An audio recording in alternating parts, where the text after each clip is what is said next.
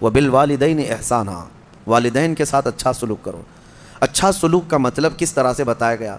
اما یبلغن عندک الکبر احدہما او کلاہما فلا تقل لہما اف، ان دونوں میں سے کوئی ایک بڑھاپے کو پہنچ جائے یا دونوں بوڑھے ہو جائیں، توجہ نوجوانوں، ماں باپ میں سے کوئی ایک بوڑھا ہو جائے یا دونوں بوڑھے ہو جائیں، اللہ فرماتا ہے اب ان کو اف تک نہ کہنا، فلا تقل لہما اف، اف تک نہ کہنا، ولا تنہرہما، اور نہ ہی ان کو جھڑک کر بات کرو، وقل لہما قولا کریما، جب ان سے بات کرو تو نرم انداز میں بات کرو۔ جس نے اپنی ماں سے یا اپنے باپ سے سخت لہجے میں بات کیا اس نے اپنی پچھلی کی ہوئی ساری نیکیاں ضائع کر دیا، اس کی نیکیاں ختم کر دی گئیں، اس کے رزق سے برکت اٹھا لی جاتی ہے جو اپنے والدین سے سخت لہجے میں بات کرتا ہے۔ نافرمان جس نے اپنے والدین کا دل دکھایا، حدیث پاک میں میرے آقا صلی اللہ علیہ وسلم فرماتے ہیں، حضور فرماتے ہیں میں اگر چاہوں تو اس کے گھر کو آگ لگا دوں دنیا میں ہی، اس کو جینے کا کیا حق ہے؟ یہ سخت ترین چیز ہے۔ ہمارے بچے، ہمارے نوجوان، ان کو ایسا لگتا ہے ماں باپ بالکل عام سے لوگ ہیں، جیسے چاہیں ویسے بات کریں، انہوں نے تمہیں لاڑ و پیار سے پالا ہے تو اس کا مطلب یہ نہیں ہے کہ تم ان کے اوپر حاکم بنو۔ اور آج کے بچے جو کر رہے ہیں اپنے ماں باپ کے ساتھ، اس سے وہ حدیث پاک ثابت آ جاتی ہے۔ میرے آقا نے فرمایا سچ، قیامت کی نشانیوں میں سے ایک نشانی ہے ان تلد الامۃ ربتہا، عورت جو ہے اپنا سردار جنے گی، یعنی عورت سے جو بیٹا پیدا ہوگا وہ سردار بنے گا، یعنی خود ماں کے اوپر ہی حکومت کر رہا ہے۔ باندی اپنا سردار جنے گی، مطلب یہ ہے ماں باندی بن کر کے رہے گی، کنیز بن کر کے رہے گی، اور بیٹا حاکم بن کر رہے گا۔ یہ اکثر گھروں کا رواج ہے۔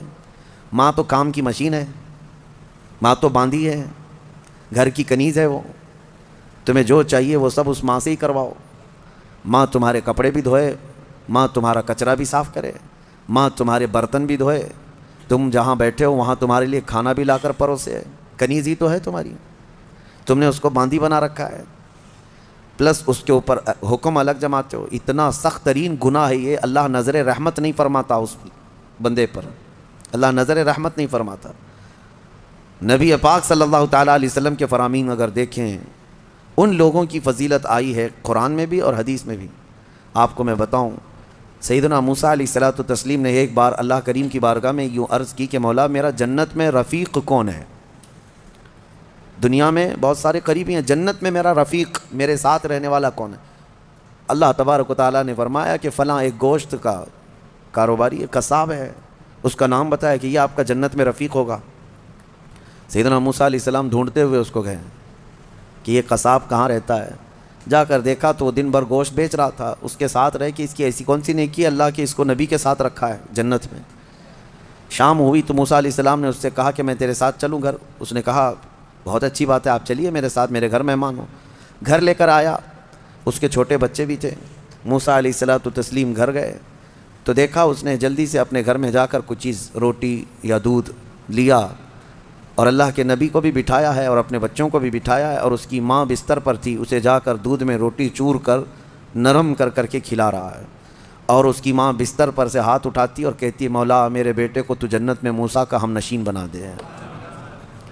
یہ اللہ تبارک و تعالیٰ نے اس ماں کی دعا سے اس بندے کو، ماں کے خدمتگار کو جنت میں موسیٰ علیہ السلام کا رفیق بنایا۔ میرے عزیزو، ماں باپ کو اپنے کنیز یا اپنے غلام نہ سمجھنا، یہ باندی یا تمہارے غلام نہیں ہیں۔ اور رب تبارک و تعالیٰ نے ان آیتوں میں فرمایا وَاخْفِضْ لَهُمَا جَنَاحَ الذُّلِّ مِنَ الرَّحْمَةِ وَقُلْ رَبِّ ارْحَمْهُمَا كَمَا رَبَّيَانِي صَغِيرًا۔ ان کے سامنے جب جاؤ تو اپنے بازوؤں کو نرمی سے بچھا دو۔ بازوؤں کو بچھا دینا مطلب کیا ہے؟ ان کے سامنے عاجزی کرو۔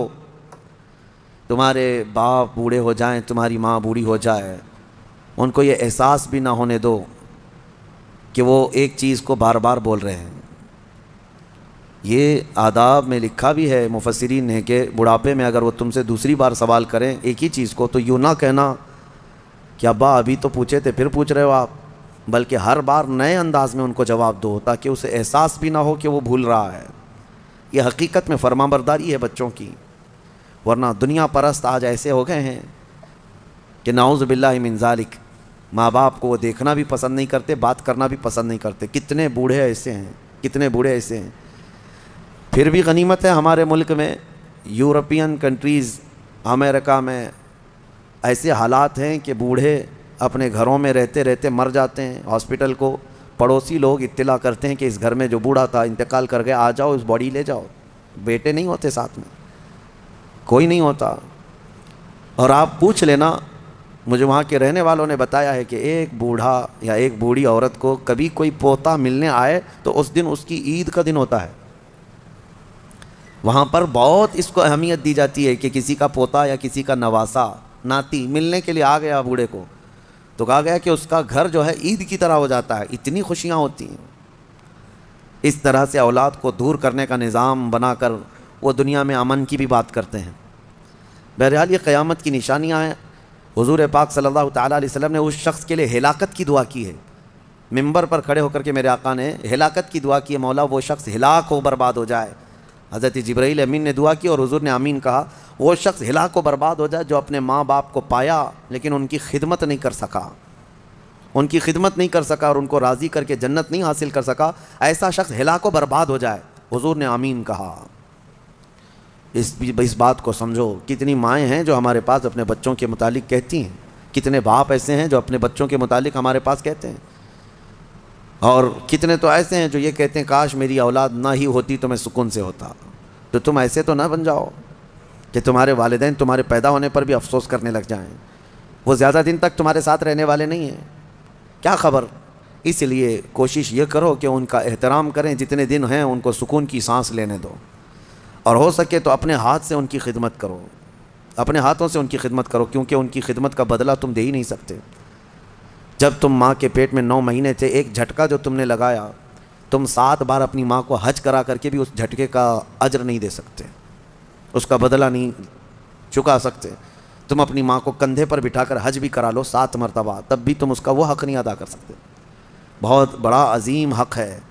اور کتنے ہلکے میں دھڑلے سے نوجوان اپنی ماؤں کو گالیاں تک دیتے ہیں، نعوذ باللہ. اور فرمایا گیا کہ جب ماں باپ، ایک نشانی میں آپ کو بتا دوں آپ کی زندگی کی، سب کو بتا دیتا ہوں، اپنی اپنی زندگی میں اس کو جانچ لینا. ابھی کل ہی کی بات ہے، میرے سامنے ایک بات آئی تھی، تجربے کی ہے اس لیے میں آپ کے سامنے کہہ رہا ہوں.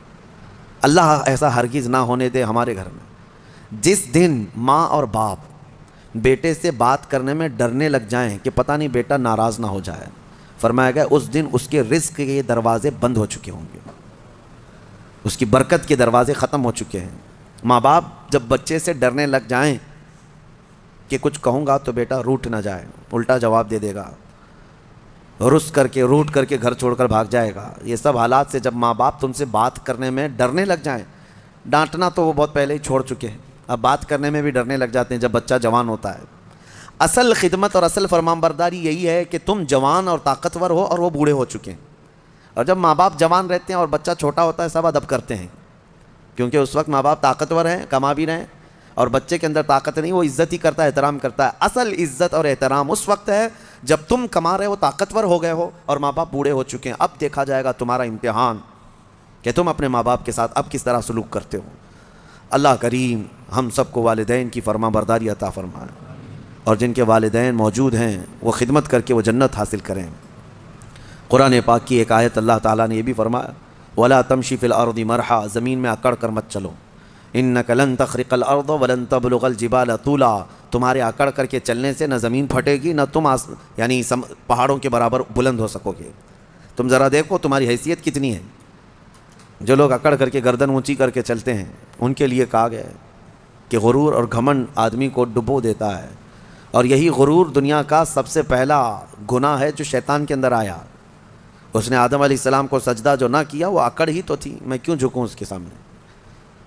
اور یہ اکڑ اللہ کو بالکل پسند نہیں. حدیث پاک میں ہے قیامت کے دن جو غرور اور تکبر کرتے تھے ان کو چونٹیوں کی طرح بنایا جائے گا، اور پورے اہل محشر سے کہا جائے گا ان کو اپنے پیروں سے روندو. غرور اور تکبر نہ آنے کے لیے جو علاج ہے اس میں کوشش یہ کرو کہ سلام میں تم پہل کرو. مسلمان کو دیکھو تو پہلے سلام کرو. عاجزی آنے کا ایک راستہ ہے، غرور اور تکبر کو ختم کرنے کا ایک ذریعہ ہے. میرے آقا صلی اللہ علیہ وسلم نے فرمایا سلام کرو ہر ایک کو. اور دوسری بات یہ ہے کہ نبی پاک صلی اللہ تعالیٰ علیہ وسلم نے یہ فرمایا کہ جو شخص یہ خواہش کرتا ہے کہ لوگ اس کے لیے کھڑے رہیں، جو خواہش کرتا ہے تو اس کے اندر یہ تکبر ہے۔ جو شخص یہ خواہش کرتا ہے کہ لوگ اس کے عزت کے لیے کھڑے رہے ہیں، وہ اس کے اندر غرور ہے، تکبر ہے۔ ہاں بغیر اس کی خواہش کے کوئی تعظیم کرتا ہے تو یہ اس پر قصور نہیں ہے۔ علماء اکرام کا، اساتذہ کا، مشائخ کا ہم ادب کرتے ہیں، کھڑے ہوتے ہیں، لیکن ان کے حکم سے نہیں ہے، یا ہم اپنی عاجزی کے ساتھ کھڑے ہوتے ہیں۔ یہ ادب ہر ایک کے دل میں ہے۔ ماں باپ آئے ہیں تو ہم کھڑے ہو جاتے ہیں، ماں باپ کے لیے کھڑا ہونا، مشائخ کے لیے کھڑا ہونا، یہ ایک مستحسن کام ہے۔